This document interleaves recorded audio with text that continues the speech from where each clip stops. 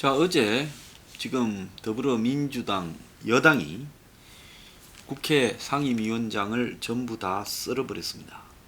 과거에 민정당 전두환 시대 때인 85년에 지금 국회에서 이렇게 썰어버린 이후에는 87년 민주화 이후에는 처음 이런 일이 벌어졌습니다.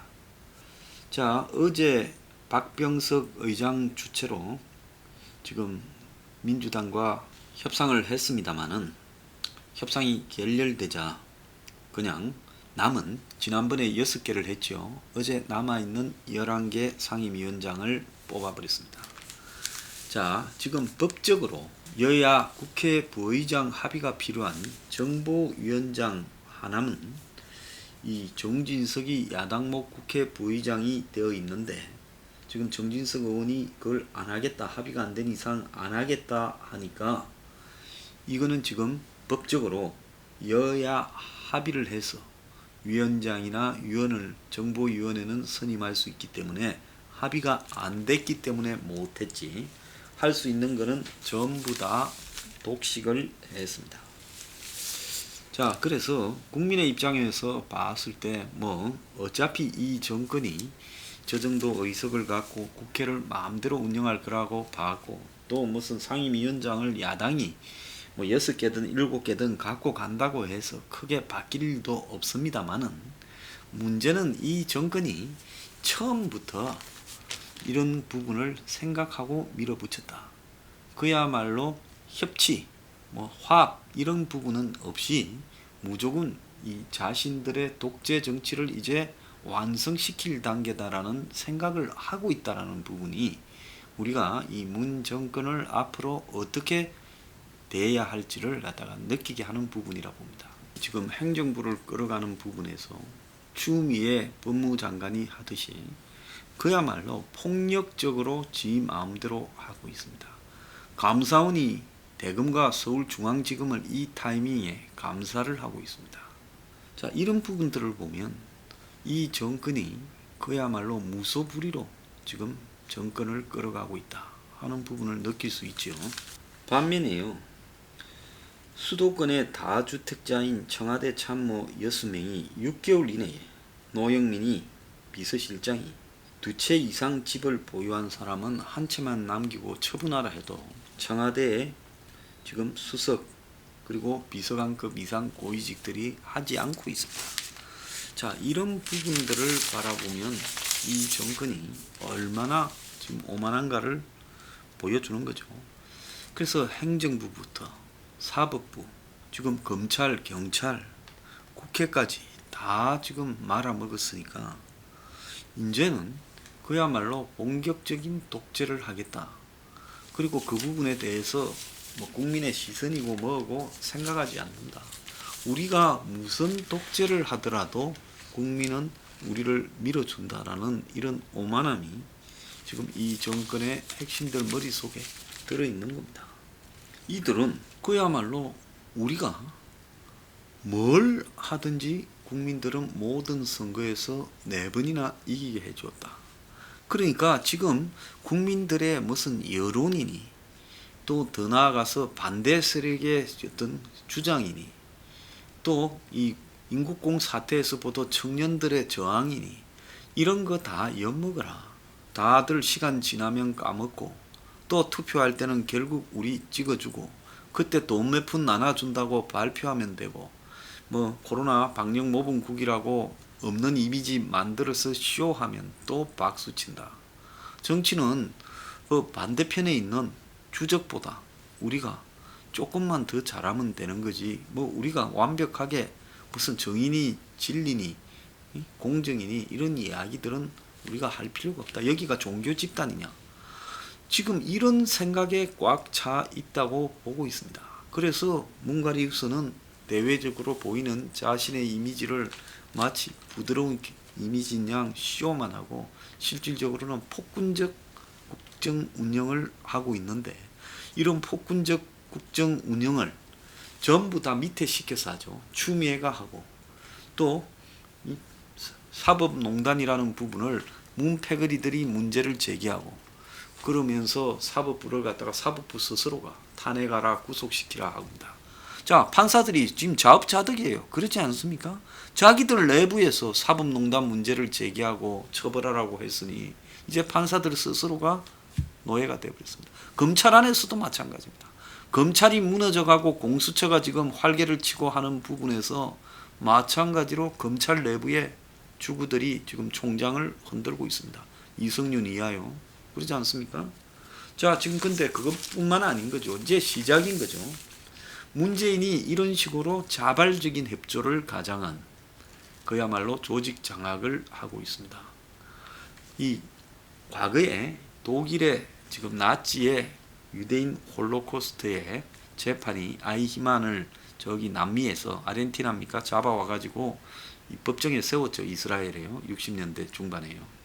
그때 한나 아렌트가 가서 그걸 지켜봤습니다. 그런데 뭐라고 했습니까? 악의 평범성이다. 악마라는 사람이 뭐 타고난 악마의 성향을 가지거나 유대인을 학살한 주범이요. 그 사람에게 특별하게 나쁜 게 있어서가 아니라 그는 아무런 비판 의식 없이 나치라는 체제가 시키는 부속물로서 학살도 또한 그대로 수동적으로 받아들였을 뿐이다. 내가 뭘 잘못했냐. 나는 조직의 하나의 부속품이었을 뿐이다. 본인도 그렇게 이야기했고 그게 실제일 가능성도 커요. 자, 지금 한번 보세요. 이 재판부, 사법부가, 판사들이, 검사들이, 경찰이, 국정원이, 그리고 각 장관들이 전부 다 나는 내 위치에서 시대 상황에 맞게 정권에 협조했을 뿐이다라고 주장하겠죠.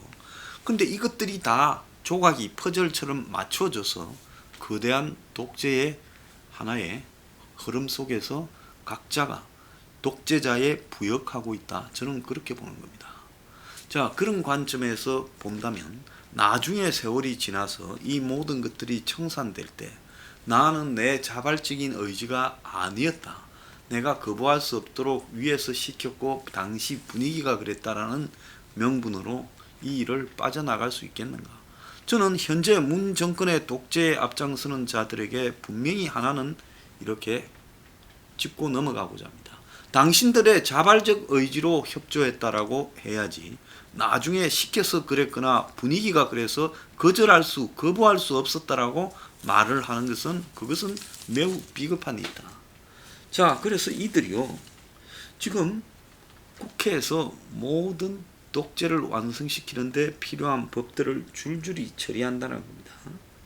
그래서 경제 3법 이런 부분부터 비롯해서 5.18 세월호 등 역사 왜곡 금지법 5.18이나 세월호를 부인하거나 왜곡, 모욕하면 징역 또는 벌금형을 한답니다.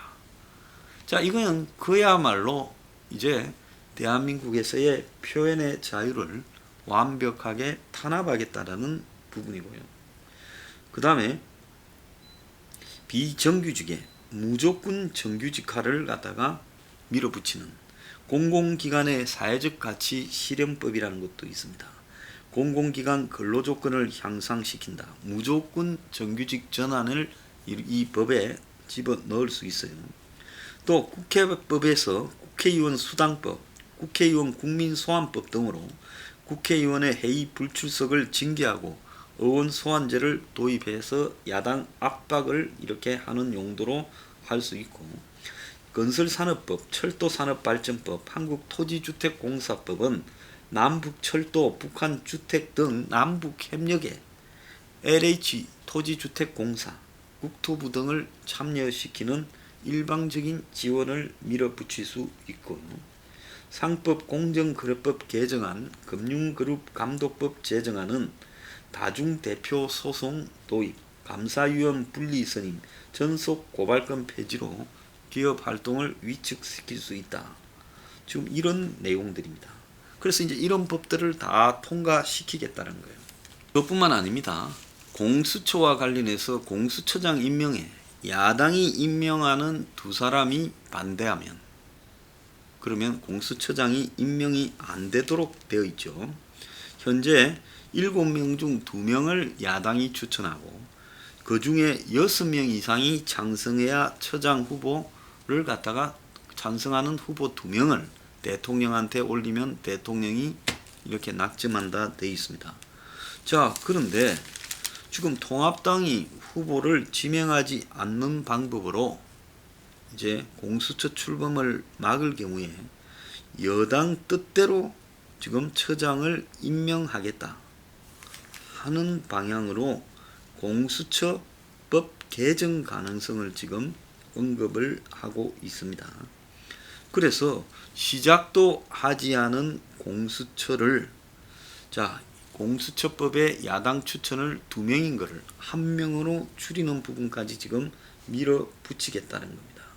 그런데 이걸 갖다가 법 개정보다는 후보 추천이 운영 규칙안을 민주당이 발의해 놨는데 언제까지 추천위원 지명을 하라는 법은 시한은 없지만 야당이 여기에 추천위원 지명을 안 하면 이 추천위원을 지명하는 시한을 국회의장이 지명하게 해서 이 시한을 넘어서도 만약에 후보위원을 추천하지 않으면 국회의장이 그 추천위원 몫을 뺏어서 다른 당에 준다. 지금 그렇게 해서 이걸 통과시키려고 하고, 그 다음에 뭐 흔히 알려진 일이지만은 국회 법사위원장은 지금 오랫동안 원내 2당, 그러니까 국회를 일당이 다 장악해서 마음대로 하지 못하도록 법사위원회를 통해 가지고 지금 국회 본회의에 모든 법안이 상정되는 중간에 1차로 거르는 이 국회 법사위의 이 뭡니까 필터 역할이 있거든요. 근데 국회 법사위의 1차 거르는 필터 역할을 지금 이번에는 안 주고 자기들이 벌써 차지를 했죠. 자, 윤호중이가 차지했습니다. 변호사도 아닌 윤호중이 운동권 출신이 국회 법사위원장이 됐습니다. 자, 통합당 전원 상임위원회 사임계를 제출했다. 이렇게 했는데 여당의 독주를 막을 현실적인 방법이 없다. 이런 타령만 하고 있습니다. 여야가 합의문 초안을 만들어 놓고도 원내대표 회동 35분 만에 협상이 결렬되었고, 자, 민주당이 7개의 나머지 별 영향가 없는 상임위원장을 제안했지만은 전체 운영을 자신들이 다 끌어가겠다고 하기 때문에 이 협상이 결렬된 걸로 보이는데요. 어떻게 보면 민주당은 처음부터 미통당과 협상해 줄 생각 없이 7개를 줄 것처럼 하면서 내부를 교란시키고 또 이 미통당 측에서 협상을 깨도록 유도한 것 아니냐, 이런 생각이 들고 있습니다. 아니, 깨진 가장 큰 이유가 법사위원장인데 민주당은 상반기 2년은 지금 국회 다수당인 민주당이 맡고 하반기 2년, 자, 하반기 2년이면 언제입니까? 2022년 6월달이죠. 5월달에 대선이 끝나지 않습니까? 그때 대선에서 이긴 당이 맞자 이렇게 이야기를 했어요. 그러니까 미통당은 상반기에는 민주당 너네가 해라 그래, 하반기에는 우리가 하겠다. 그런데 민주당이 대선에 이긴 당이 하자니까 미통당이 깼다는 겁니다. 자, 그런데 제가 이 미통당한테 좀 이따가 또 다음 아이템에서 하겠지만은 다음 대선에 이길 생각 자체가 아예 없는 것 아니냐. 자, 그러면서 뭐라고 주호영이는 이야기하는가 하면 너희가 다음 대선에 이길 수 있으면 그때 갖고 가봐라고 하며 조롱하는 것처럼 비아냥거리는 모욕감을 느꼈다. 이렇게 이야기를 하고 있습니다. 그런데 민주당 측은 뭐라는가 하면 김종인 비대위원장 때문에 협상이 결렬됐다. 저쪽은 창구가 비대위원장 원내대표가 다른 것 같다. 자, 주호영은 절에 다니는 분들은 사리가 안 생기는데 여당 원내대표 몸에 지금 사리가 생겼다. 이러면서 김종인이 과도하게 원내 지금 협의에 개입해서 지금 판이 이렇게 깨졌다. 요렇게 이제 미통당 내부에 대해서 지금 조롱을 했습니다. 어제 이 합상이 깨어지고는요, 저 미통당은 로텐도 홀 앞에서 까만 마스크를 쓰고 저렇게 뭐 규탄 시위를 했습니다만은 저게 무슨 의미가 있겠냐. 문제는 이제 거대한 여당의 폭주가 시작이 되었고 공수처법부터 밀어붙일 겁니다. 자, 모든 상임위에 과반수를 차지했는데 처음부터 민통당에 떼줄 생각은 없었어요. 그건 7개를 주면서 11대 7로 하자 쇼를 한 거죠. 자, 이제 여당 뜻대로 상임위원회도 전체도 다 자기들이 수적 우위가 있습니다. 모든 상임위원회에서 모든 법안을 자기들 마음대로 할 수 있습니다. 자, 이럴 때는요, 제가 생각을 할 때는 국회를 거부해서 자, 모든 독재를 마음대로 할 수 있게 하고 그 다음에 국민들이 그것을 감당할 것인가 하는 선택에 맡기고, 야당은 그야말로 이 정권을 상대로 무한 타도 투쟁에 들어가는 것 외에 지금 야당이 국회에 들어가서 35조 3천억짜리 추경에 협조해 주는 것 말고 할 일이 뭐가 있겠냐, 이런 생각을 합니다. 자, 독재는 시작됐고요. 너들 하고 싶은 대로 다 해라. 그리고 솔직히 말하면 현재의 미통당의 수준이나 상태로는 아무것도 저지할 수 없을 겁니다. 그러니까 그리 된 바에야 국회를 거부하는 것이 답이다. 저는 그렇게 생각하고요. 자, 이제 국민들은 문패거리가 마음대로 해먹고 싶은 대로, 법을 만들고 싶은 대로, 처벌하고 싶은 대로 너들 마음대로 다 해라는 겁니다. 그리고 바뀌어버린 독재 세상에서 이제 거기에서 국민들이 저항을 하느냐 마느냐라는 부분만 남아있다는 겁니다. 자, 이제 마음대로 말아먹기 바랍니다. 그리고 그 다음에 국민과 정권이 결산할 문제지 야당이 이 문제에서 할 일은 별로 없는 것 같습니다.